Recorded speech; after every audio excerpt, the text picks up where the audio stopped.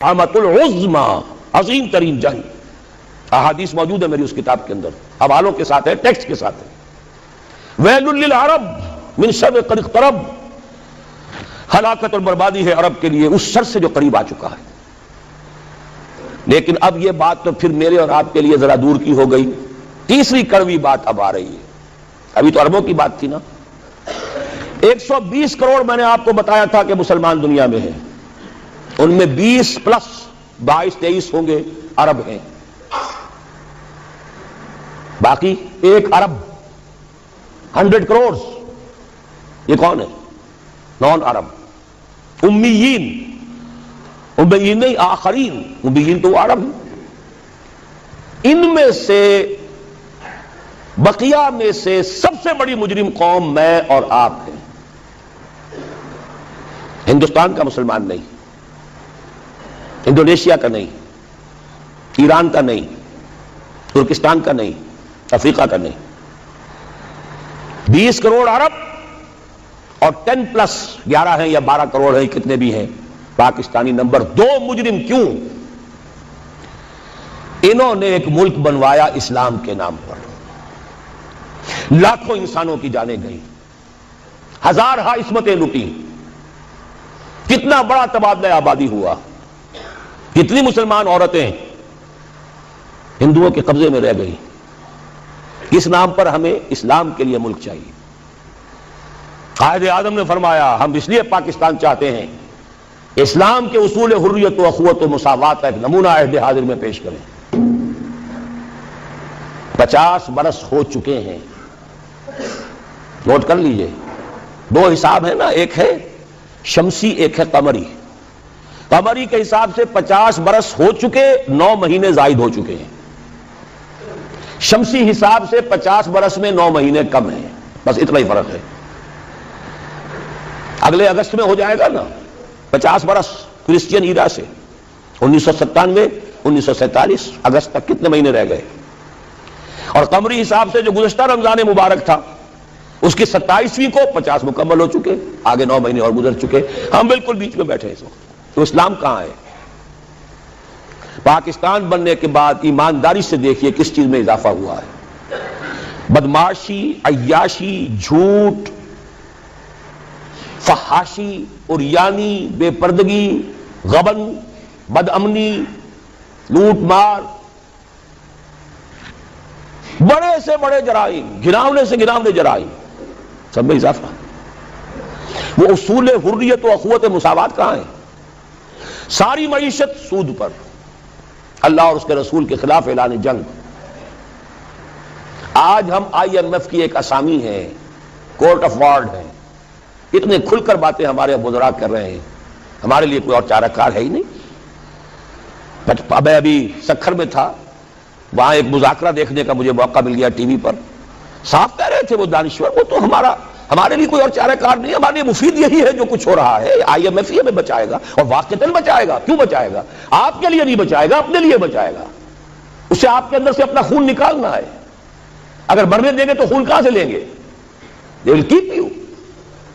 لیکن رکھیں گے اسی طریقے سے کہ خون کشید کرتے چلے جائیں. کبھی بجلی کا کرایہ، کبھی گاڑیوں کا کرایہ، کبھی اس کا کرایہ، کبھی اس کا کرایہ، کبھی اس کا ریٹ، کبھی اس کا ریٹ، کبھی ڈاک کے ریٹ. خون چوسنے کے لیے یہ صورتحال جو ہے یہ ہماری آخر کس کی ہے؟ کس نے کیا؟ یہ کیا اللہ ظالم ہے؟ کیا ہم مجرم نہیں ہیں اس کے؟ یہ اجتماعی جرم. اور کوئی ملک اسلام کے نام پر نہیں بنا. اچھی طرح نوٹ کر لیجئے. انڈونیشیا میں تحریک چلی وہ ملائی نیشنلزم کے نام پر، ملے نیشنلزم. عربوں نے انگریزوں سے نجات حاصل کی، فرانسیسیوں سے، عرب نیشنلزم کے نام پر. العروبہ. صرف ایک ملک بنا تھا پاکستان. کا مطلب کیا؟ لا الہ الا اللہ. اور آج یہی وجہ ہے کہ کم سے کم عربوں کے ہاں خوشحالی تو ہے. جو ذلت آئی ہے ابھی ان پر اور مسکنت آئی ہے، کر کچھ نہیں سکتے، بے بس ہو گئے.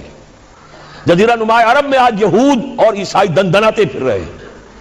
ان کے فوجی مراکز قائم ہو چکے ہیں. نجد کے پورے علاقے کے اوپر ان کا قبضہ ہے اس وقت. ذلت ہی ہے نا. ہمارے ہاں تو بھوک بھی ہے، ہم تو اس سے آگے بات جا رہی ہے. ہمارے ہاں یہ مسئلہ اور آگے بڑھے گا تو کیا شکلیں ہوں گی. بھوکے بھیڑیے جس طریقے سے پیٹ پھاڑیں گے محلوں میں رہنے والوں کے اور کوٹھیوں میں رہنے والوں کے، وہ وقت دور نہیں ہے. یہ عذاب الہی کی شکل، جیسے کہ فرمایا گیا سورہ انعام میں، قل هو القادر ان يبعث عليكم عذابا من فوقكم او من تحت ارجلكم او يلبسكم شيعا ويذيق بعضكم بعض بعض. اے نبی ان سے کہہ دیجئے اللہ اس پر پوری طرح قادر ہے کہ تم پر کوئی عذاب بھیج دے تمہارے سروں کے اوپر سے یا تمہارے قدموں کے نیچے سے نکال دے، یا اللہ کو کوئی اور کام کرنا ہی نہ پڑے، تمہیں کو آپس میں ٹکرا دے، ایک دوسرے کی طاقت کا مزہ چکھائے. فرقے واریت ہو، صوبائی عصبیت ہو، لسانی عصبیت ہو، کبھی بلوچ اور پٹھان لڑ رہا ہوتا ہے کوئٹہ میں، کبھی کراچی میں، اب دوبارہ کیا شکل ہوگی اللہ ہی بہتر جانتا ہے. اس لیے کہ وہ جو مہرے جو ہیں، کبھی کوئی مہرے کو اٹھاتا ہے، کبھی اسی مہرے کو نیچے رکھ کر کسی دوسرے مہرے کو اٹھا لیتا ہے. نتائج تو بعد میں پتہ چلتا ہے نا. وہ تو اب کسی نے کہا ہے کہ پیسے فلاں جگہ سے لے کر فلاں کو دیے گئے، وہ تو آج حقیقت واضح ہو رہی ہے. تو اچھی طریقے سے سمجھ لیجئے کہ یہ سب عذاب الہی کی شکلیں ہیں. میرا تو اب تک کے ساری گفتگو کا خلاصہ کیا ہے؟ آج ہم امت مرحومہ نہیں ہے، امت معذبہ ہے. ورنہ اللہ کو ہم پر رحم فرمانا ہو اور امریکہ ہمارے اوپر کوئی سختی لا سکے، معاذ اللہ ثم معاذ اللہ. اللہ ہماری بھلائی چاہے اور کوئی ہماری برائی کر سکے، ناممکن. جو کچھ ہے اللہ کی طرف سے. لما يعذبكم بذنوبكم بل انتم بشر ممن خلق. تم اپنی جگہ پھلے خواہ بنے بیٹھے رہو، ہم تو امت مرحومہ ہیں، ہم تو اللہ کے پیارے ہیں، لاڈلے ہیں. قالت اليهود والنصارى نحن ابناء الله واحباؤه قل فلم يعذبكم بذنوبكم بل انتم بشر ممن خلق. پھر اللہ تمہارے گناہوں کی پاداش میں تمہیں سزا کیوں دے رہا ہے، عذاب کیوں دے رہا ہے؟ تم بھی ایسے ہی انسان ہو جیسے دوسرے انسان اللہ نے بنائے. یہ ہے ہمارا اصل مسئلہ. دیکھیے انفرادی مسئلے بھی ہیں، پیٹ کا مسئلہ بھی ہے، چھت کا مسئلہ بھی ہے. ہر انسان چاہتا ہے کہ کوئی رین بسیرا ہو، کوئی چھت ہو، ضروری ہے. شریعت نے بھی یہ حقوق دیے ہیں. کوئی لباس کو ڈھانپنے کے لیے، اپنے جسم کو ڈھانپنے کے لیے لباس بھی چاہیے. یہ ہے مسائل. لیکن یہ ہے کہ ایک ہے انفرادی مسائل سے اوپر اس قوم کے مسائل، ملک کے مسائل. وہاں اگر عذاب آئے گا یہودیوں کے ہاتھوں، یہاں آئے گا ہندوؤں کے ہاتھوں. میں نے اپنی اس کتاب کو ختم اس پر کیا ہے. 3 امکانات ہیں پاکستان کے لیے. جو کچھ ہم اب تک کر چکے ہیں، جو ہم نے عہد وعدہ خلافی کی ہے، ہم نے اب تک کوئی اسلام نافذ نہیں کیا، وعدہ خلافی کی ہے. اور سورہ توبہ کی 3 آیات کے اندر بیان کر دیا گیا ہے کہ کوئی قوم اجتماعی طور پر اگر کوئی وعدہ کرے اور اس کی پھر خلاف ورزی کرے اللہ کے ساتھ تو اس کی سزا کیا ہے؟ نفاق. منافقین کے بارے میں فرمایا وَمِنْهُمْ مَنْ عَاهَدَ اللَّهَ لَئِنْ آتَانَا مِنْ فَضْلِهِ لَنَصَّدَّقَنَّ وَلَنَكُونَنَّ مِنَ الصَّالِحِينَ فَلَمَّا آتَاهُم مِنْ فَضْلِهِ بَخِلُوا بِهِ وَتَوَلَّوْا وَهُمْ مُعْرِضُونَ فَأَعْقَبَهُم نِفَاقًا فِي قُلُوبِهِمْ. ان میں ایک لوگ وہ بھی ہیں منافقوں میں جنہوں نے اللہ سے عہد کیا تھا اگر ہمیں غنی کر دے گا، دولت مند کر دے گا، ہم خوب صدقہ خیرات نیک کام کریں گے. جب اللہ نے غنی کر دیا تو اب بخل سے کام لیا، وعدہ بھول گئے، وعدہ خلافی کی، اعراض کر لیا. اللہ نے ان کے دلوں میں نفاق کا مرض پیدا کر دیا. وہ نفاق باہمی ہے. آج قوم نہیں رہی، قومیتوں میں تقسیم ہو چکی، عصبیتوں میں تقسیم ہو چکی، نسلی عصبیتیں، قبائلی عصبیتیں، فلاں قبیلے کے فلاں سے جنگ ہو رہی ہے، فلاں کی فلاں سے جنگ ہو رہی ہے، بگٹیوں کا ان کے ساتھ معاملہ ہو رہا ہے، فلاں کا فلاں کے ساتھ معاملہ ہو رہا ہے. ہر سطح پر مدمنی، صوبائی ہے، لسانی ہے، مذہبی ہے، قتل و غارت، مسجدوں میں بم کے دھماکے ہیں اور دوسری عبادت گاہوں میں ہو رہے ہیں. یہ سارا کیا ہے؟ اچھی طرح سمجھ لیجئے نفاق باہمی. اور نفاق عملی کیا ہے؟ 3 چیزوں کو حضور نے فرمایا کہ جس کے اندر یہ ہو جائیں وہ کٹر منافق ہے، چاہے وہ نماز پڑھتا ہو، روزہ رکھتا ہو اور اپنے آپ کو مسلمان سمجھتا ہو. جب بولے جھوٹ بولے، جب وعدہ کرے خلاف ورزی کرے، امین بنایا جائے تو خیانت کرے. اب یہ 3 اوصاف آپ دیکھ لیجئے ہمارے اس معاشرے میں جو جتنا بڑا ہے اکثر و بیشتر اللہ ماشاءاللہ اتنا ہی بڑا جھوٹا، اتنا ہی بڑا خائن، اتنا ہی بڑا وعدہ خلاف. یہ ہے ہماری اس وقت کی صورتحال. حل کیا ہے؟ دیکھیے حل، اب میں اوپر ہی سے چلوں گا. جب تک دنیا کے کسی ایک قابل لحاظ رقبے کے ملک میں پورے اسلام کے نظام کو قائم کر کے نہ دکھا دیا جائے کہ ہم اس قابل ہو جائیں کہ دنیا کو دعوت دے کہ آؤ دیکھو یہ ہے اسلام، آؤ دیکھو یہ ہے محمد کا دین صلی اللہ علیہ وسلم. آپ دعائیں مانگتے ہیں اللہم انصر من نصر دین محمد صلی اللہ علیہ وسلم واجعلنا منہ واخذل من اعرض عن دین محمد صلی اللہ علیہ وسلم ولا تجعلنا معه. کہیں تو دکھاؤ یہ دین ہے محمد کا صلی اللہ علیہ وسلم. کتابیں نہیں پڑھیں گے وہ، کتابوں میں تو اچھی سے اچھی باتیں لکھی جا سکتی ہیں. کیا ہے یہ کہو کہ حضور ایسے تھے اور صحابہ ایسے ہیں، پدرم سلطان بود بھائی ہوں گے، تم کیا ہو؟ تھے تو آبا وہ تمہارے ہی، مگر تم کیا ہو؟ ہاتھ پر ہاتھ دھرے منتظر فردا ہو. جب تک کسی ایک ایسا نہ ہو کہ کوئی چھوٹا سا گاؤں ہو، کوئی جزیرہ ہو، سائزیبل ملک ہو، درمیانی درجے کا ملک ہو، جس میں وہ نظام قائم کر کے دکھایا جائے. The political socio economic system of خلافہ جو محمد عربی صلی اللہ علیہ وسلم نے قائم فرمایا، اس کا سیاسی نظام کیا تھا، اس کا قانونی نظام کیا تھا، اس کا عدالتی نظام کیا تھا، اس کا زمین کا بندوبست کیا تھا، اس کا مالیاتی نظام کیا تھا، اس میں غرباء کی کفالت کا نظام کیا تھا. یہ سارا نظام اگر آپ قائم کر کے نہیں دکھاتے تو اس کا مطلب یہ ہے کہ آپ اللہ کی ریپرزنٹیشن کا حق ادا نہیں کر رہے. You are the representatives of Allah on this earth. کتاب آپ کے پاس ہے، قرآن آپ کے پاس ہے، نبی کے نام لیوا ہی نہیں، ٹھیکیدار آپ ہیں. سارے نبیوں سے افضل ہمارا نبی، سارے نبیوں سے افضل ہمارا نبی. یہ ترانے گانے سے تو نہیں بات بنتی. ذرا ان کا کوئی کردار، ان کی جھلک کوئی اپنے اخلاق میں، اپنے کردار میں بھی تو دکھاؤ، اپنے معاشرے میں بھی تو دکھاؤ. یقیناً افضل ہیں، اس میں کیا شک ہے. سید البشر ہیں، افضل المرسلین ہیں، اکمل الرسل ہیں، خاتم النبیین ہیں، کیا شک ہے اس میں. لیکن دکھاؤ تو صحیح بھائی. جب تک ہم یہ نہیں کرتے ہم مجرم ہیں. ہماری سزا شکلیں بدلے گی، پڑھتے رہیں گے کوڑے. اچھی طرح سن لیجیے. کبھی وہ کوڑا افغانستان میں ہوگا، کبھی وہ کشمیر میں ہوگا، کبھی اریٹریا میں ہوگا، کبھی فلپائنز میں ہوگا، کبھی چچنیا میں ہوگا، کبھی بوسنیا میں ہوگا، کبھی صومالیہ میں ہوگا، کبھی کہیں اور ہوگا، کبھی عراق میں ہوگا. وہ کوڑے پڑتے رہیں. ہے تو ایک ہی جسد ہے نا امت محمد کا. جہاں تک ذلت ہے، مسکنت ہے، بے وقاری ہے، وہ تو پوری امت کی ہے. باقی تو وہ اضافی کوڑے ہیں نا. ذلت تو ہے ہی ہے، ذلیل تو ہے ہی ہے، کوئی حیثیت ہماری ہے ہی نہیں. پوری دنیا کو کنٹرول کرنے والے G15 یا G7، اور کوئی مسلمان ملک جیسے ہم کہتے ہیں نہ 3 میں نہ 13 میں، نہ G15 میں ہے اور نہ G7 میں. کنٹرول تو وہ کر رہے ہیں. سیکیورٹی کونسل اور اس میں ویٹو ہے کسی مسلمان کے پاس.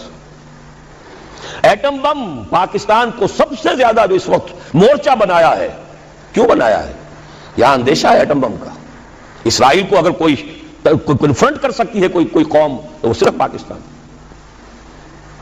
یہی تو وجہ ہے. تو اب اچھی طرح سمجھ لیجئے، پہلی بات تو یہ ہے کہ جب تک دنیا کے کسی نہ کسی ایک قابل لحاظ رقبے کے ملک پر اللہ کا دین عملاً قائم کر کے ہم نہیں دکھائیں گے، وہ فرض کفایہ ہو جائے گا پوری امت کی طرف سے.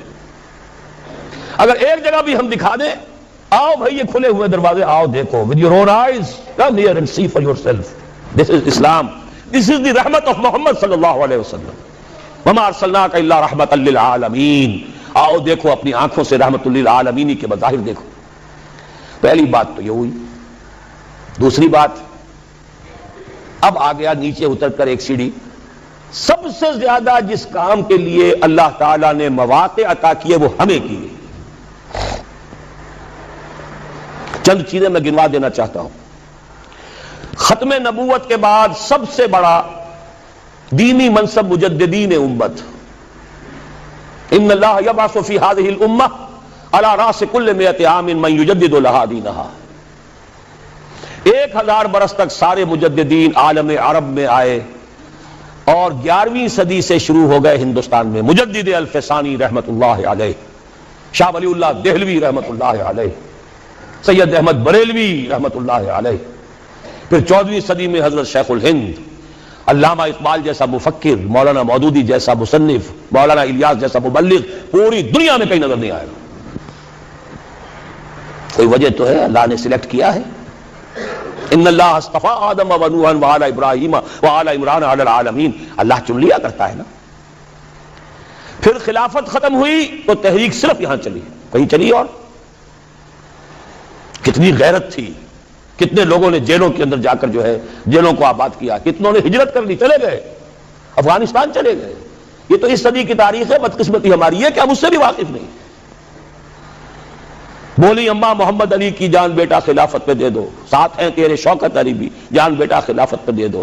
اس سے پورا ہندوستان گونج گیا تھا، گاندھی شریک ہوا۔ وہ تو جیسا میں بتا چکا ہوں، وہ ایک ترک کے ہاتھوں خاد کام ختم کرا لیا۔ اب کیا کرو گے تم؟ مدعی سست، گواہ چست۔ پھر پوری دنیا میں مسلمان ممالک آزادی ہوئے، بظاہر آزاد، حقیقتاً تو کوئی بھی ابھی آزاد نہیں۔ ظاہری آزادی جو ملی ہے تو اس میں صرف ایک ملک کے لیے اسلام کا نعرہ لگا، پاکستان کا مطلب کیا؟ لا الہ الا اللہ، کہیں اور نہیں۔ پھر پاکستان بنا ہے تو معجزہ، پوری دنیا مانتی ہے کہ معجزہ، کسی حساب کتاب میں نہیں۔ میری کتاب ہے استحکام پاکستان، میں نے ثابت کیا ہے تمدن، سیاست، ریاست کے کسی اصول سے ثابت نہیں کیا جا سکتا کہ پاکستان بننا چاہیے تھا۔ It is a miracle.